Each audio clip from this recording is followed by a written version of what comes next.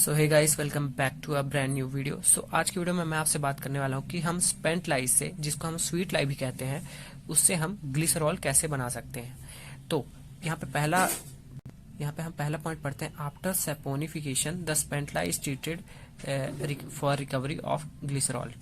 तो यहाँ पे सैपोनिफिकेशन का मीनिंग क्या होता है, देखो।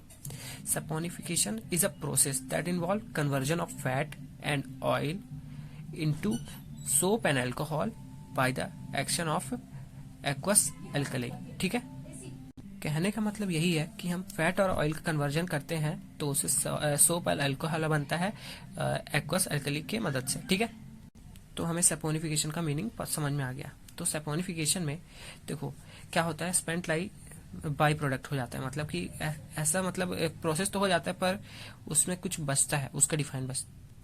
तो यहाँ पे स्पेंट लाई मतलब कि आखिर है क्या।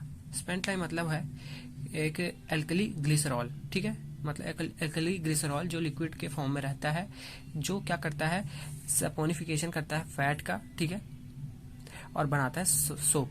ठीक है, तो ये जो कन्वर्जन होता है इसमें ग्लिसरॉल भी हमें मिलता है। तो हमें यही ग्लिसरॉल को निकालना है किसमें से, स्पेंट लाई से। ठीक है, स्पेंट लाई से। ठीक है, तो स्पेंट लाई क्या क्या कंटेन करता है। Spent it contains free alkali, ठीक है, some soluble soaps, NaCl and suspended impurities. ठीक है, तो इसको हम पढ़ते हैं। तो अभी तक आपको पता चल चुका है कि स्पेंटली मतलब क्या होता है, स्पेंटाइल मतलब क्या होता है और सैपोनिफिकेशन मतलब क्या होता है। तो फर्स्ट पॉइंट हमारा क्लियर हो चुका है कि ये कन्वर्जन होता है। ठीक है, स्पेंट लाई मतलब क्या होता है, एक लिक्वर होता है जो जिनमें फैट से सोप बनता है। ठीक है, और उसमें से अब हमें कैसे मिलेगा ग्लिसरॉल, अब वही हम पॉइंट्स पढ़ेंगे। ठीक है, तो यहाँ पे देखो ये स्पेंट आयल तीन से चार इम्प्योरिटीज अपने साथ रखता है। Free alkali, some soluble soap, NaCl and suspended impurities. ठीक है, तो ये चार चीज इससे अगर हम निकाल दे तो हमें ग्लिसरॉल मिल जाएगा। तो हम वो कैसे निकालते हैं आओ देखें।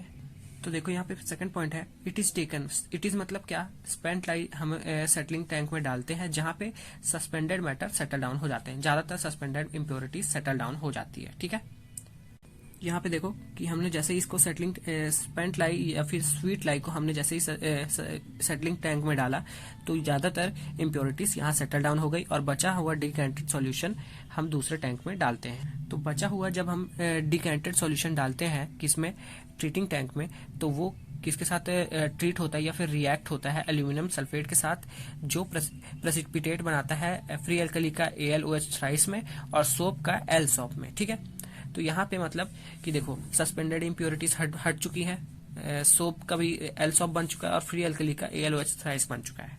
ठीक है, अब क्या होता है, अब ये ऐसा होता है कि जो डिकैंटेड सॉल्यूशन है जिसमें ये फ्री एल्कली ये AHOL थ्राइस बन चुका है और सोप L सोप बन चुका है, वो अब एक दूसरे स्टोरेज टैंक में जाते हैं। ठीक है, स्टोरेज टैंक में जाते हैं और ये दोनों चीज फिल्टर होके किससे फिल्टर होती हैं, फिल्टर प्रेस से, और बचा हुआ जो हमारा सॉल्यूशन रहता है डिकैंटेड सॉल्यूशन वो चल जाता है स्टोरेज टैंक में।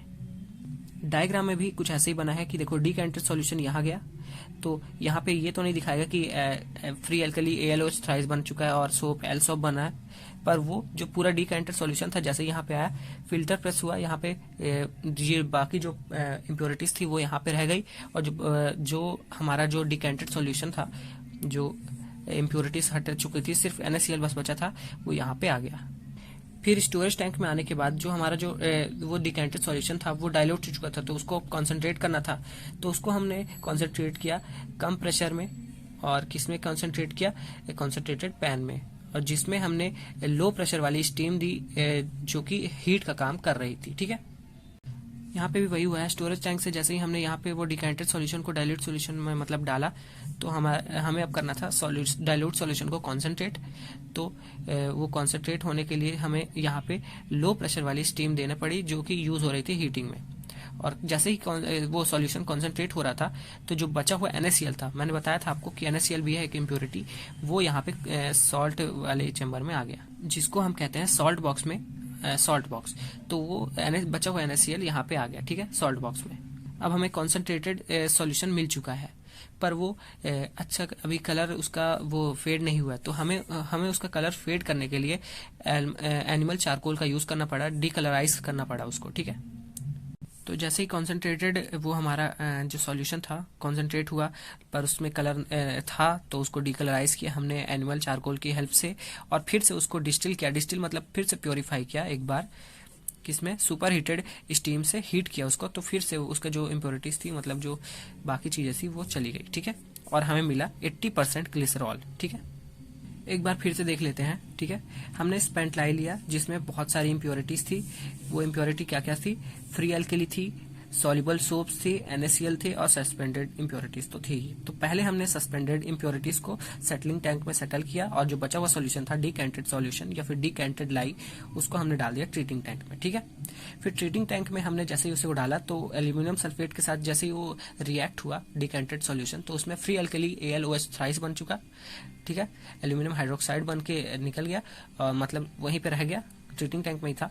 फिर उसके बाद जो सोप था एल सोप बना। तो फिर जैसे ये डीकैंटेड सॉल्यूशन पंप के थ्रू फिल्टर में गया, तो फिल्टर में वो free AlOH thrice, aluminium hydroxide और एल सोप रह गया, और बचा हुआ जो सॉल्यूशन था डाइल्यूटेड सॉल्यूशन वो आ गया स्टोरेज टैंक में। फिर स्टोरेज टैंक से जब हमने उसको वहां पे डाला कॉन्सेंट्रेशन पैन में, तो जो डाइल्यूटेड सॉल्यूशन था अब उसको करना था कॉन्सेंट्रेट।